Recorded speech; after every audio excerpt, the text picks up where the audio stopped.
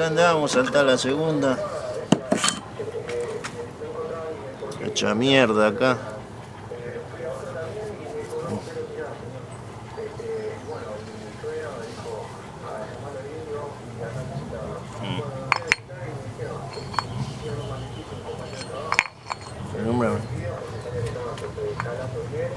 Salta la segunda, no se puede andar.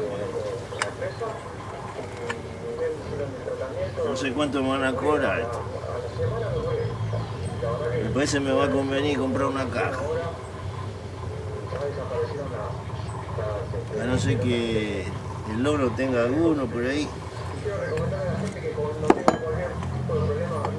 Vamos a ver qué pasa.